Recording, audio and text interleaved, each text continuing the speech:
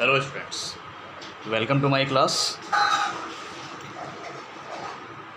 हमारे क्लास में आज का जो टॉपिक है galvanic cell.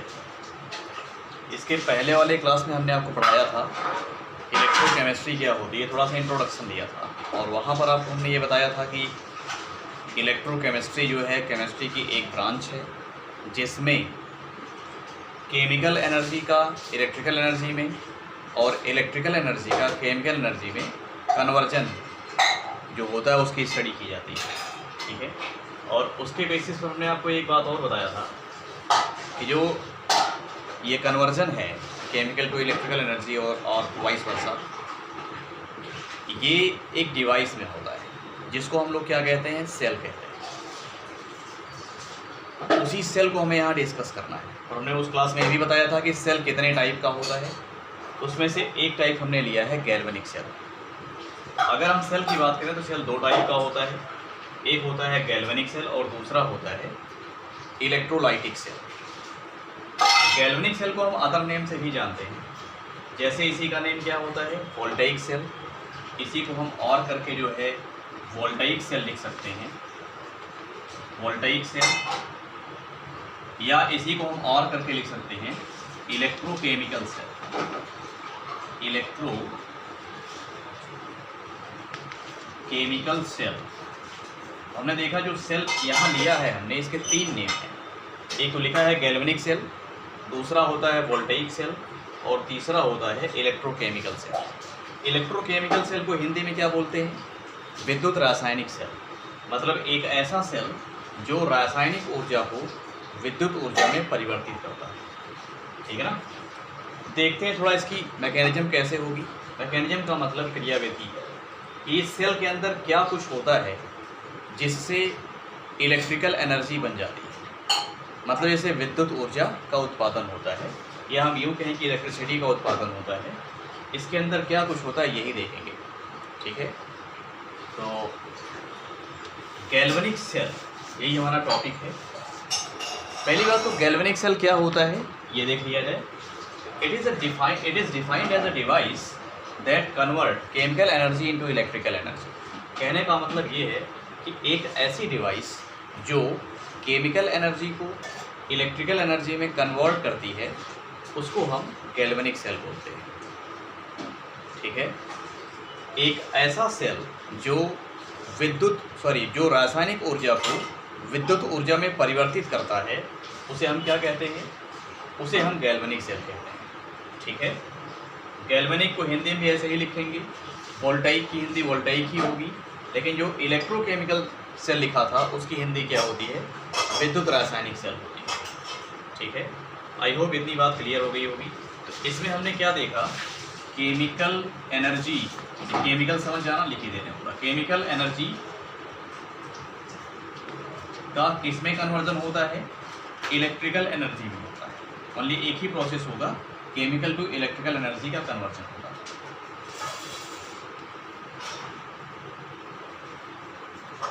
Chemical to electrical energy conversion इसमें हम लोग पढ़ेंगे। अब इस सेल के अंदर हमें ये देखना है कि केमिकल एनर्जी मतलब जो रासायनिक ऊर्जा है वो इलेक्ट्रिकल एनर्जी मतलब विद्युत ऊर्जा में किस प्रकार परिवर्तित होती है।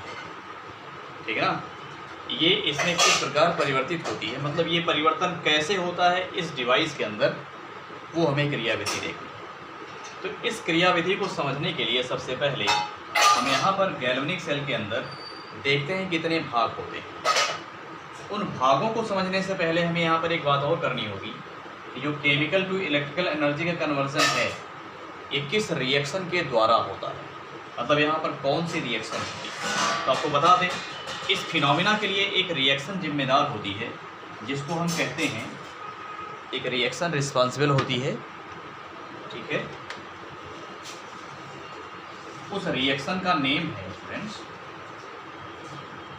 Redox reaction. कल हमने बताया था इसके बारे में भी, उसको हम बोलते हैं रेडॉक्स रिएक्शन। रेडॉक्स का मतलब क्या होता है, रेडॉक्स का मतलब होता है ऑक्सीडेशन एंड रिडक्शन। ये होता है रेडॉक्स का मतलब, ऑक्सीडेशन एंड रिडक्शन, ऑक्सीकरण और अपचयन।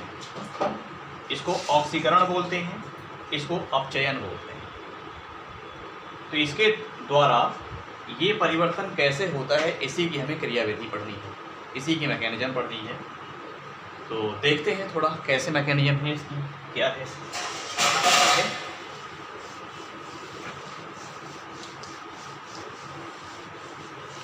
चलिए शुरू करते हैं। हमने यहाँ पर देखा कि जो ये electrochemical cell means galvanic cell है, ये क्या करता है, केमिकल एनर्जी को इलेक्ट्रिकल एनर्जी में परिवर्तित करता है। कैसे? रेडॉक्स रिएक्शन के थ्रू, रेडॉक्स अभिक्रिया के थ्रू। तो रेडॉक्स में हमने देखा दो रिएक्शन होती है, ऑक्सीडेशन एंड रिडक्शन। इसका मतलब ये रहा कि इस सेल के अंदर किसी एक पार्ट में क्या हो रहा होगा, ऑक्सीडेशन हो रहा होगा, किसी दूसरे पार्ट में क्या हो रहा होगा, रिडक्शन हो रहा होगा। इस सेल के जिस भाग में ऑक्सीकरण होगा उसका नाम क्या होगा, ऑक्सीकरण अर्ध सेल। इस सेल के जिस भाग में अपचयन होगा उस भाग का नाम क्या होगा, अपचयन अर्ध सेल। इंग्लिश में कैसे कहेंगे कि इस सेल के जिस पार्ट में ऑक्सीडेशन रिएक्शन होगी उस पार्ट का नेम क्या होगा, ऑक्सीडेशन हाफ सेल।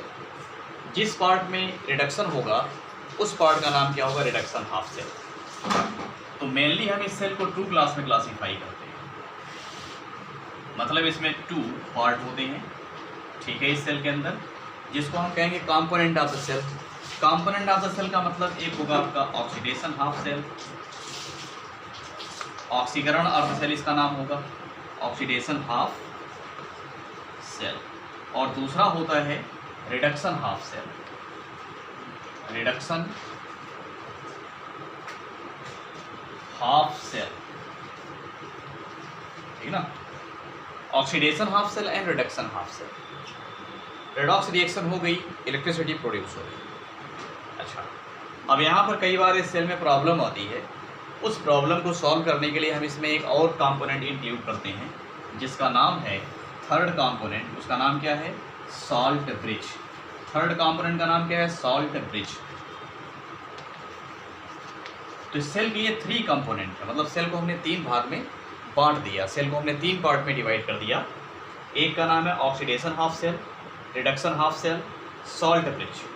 ऑक्सीकरण अर्ध सेल, अपचयन अर्ध सेल और लवण सेतु। इसका नाम क्या है, लवण सेतु, सॉल्ट ब्रिज। ये हैं सेल के भाग। अब इसमें हम एक एक को लेकर के डिस्कस करेंगे। ठीक है, तो आपको थोड़ा सा हम सॉल्ट ब्रिज के बारे में आइडिया दे दें, क्योंकि ये दोनों आइडिया तो आप ले चुके हैं। यहाँ पर कौन सी रिएक्शन होगी, यहाँ पर जो रिएक्शन होगी उसका नाम होगा ऑक्सीडेशन, मतलब यहाँ पर होगी ऑक्सीडेशन। और यहाँ पर कौन सी रिएक्शन होगी, यहाँ पर होगी रिडक्शन, यहाँ होगी रिडक्शन रिएक्शन। और इसका क्या वर्क होगा, ये ऑक्सीडेशन एंड रिडक्शन को रेगुलेट करता है। ठीक है ना, it regulate the oxidation and reduction reaction. In case of excess anion and cations in both part oxidation and reduction। ठीक है, मतलब ऑक्सीडेशन में जो है अगर कैटायन, इसमें कौन बढ़ेगा, कैटायन बढ़ेगा, मतलब मेटल आयंस इंक्रीज होंगे। इसमें क्या बढ़ेगा, एनायन बढ़ेगा, मतलब नॉन मेटल आयंस इंक्रीज होंगे। तो अगर इस वाले पार्ट में और इस वाले पार्ट में आयन का कंसंट्रेशन ज़्यादा हो जाता है तो सेल के फंक्शन पर इफेक्ट आता है और सेल का फंक्शन रुक जाता है, मतलब सेल काम करना बंद कर देता है, ये अपना काम करना बंद कर देता है। लेकिन फिर भी ये काम कर सकता है, बट अभी पूरा मटेरियल ख़त्म नहीं हुआ। तो इसको यूज करने के लिए हम एक थर्ड कंपोनेंट लगाते हैं, इसको हम लोग क्या बोलते हैं, सॉल्ट ब्रिज। तो जब यहाँ और यहाँ आयन का कंसंट्रेशन यानी आयन की सांद्रता ज़्यादा हो जाती है तो उस केस में सेल काम करना बंद कर देता है। और सेल को काम करना बंद कर देने के बाद, मतलब जब ये काम करना बंद कर देता है इस प्रॉब्लम के आने के बाद, आयन के कंसंट्रेशन बढ़ जाने के बाद, तो हम क्या करते हैं, सॉल्ट ब्रिज लगाते हैं, जिससे सेल फिर से काम करने लग जाता है और हमें विद्युत ऊर्जा मिलने लग जाती है, यानी इलेक्ट्रिसिटी ये प्रोड्यूस करने लग जाता है।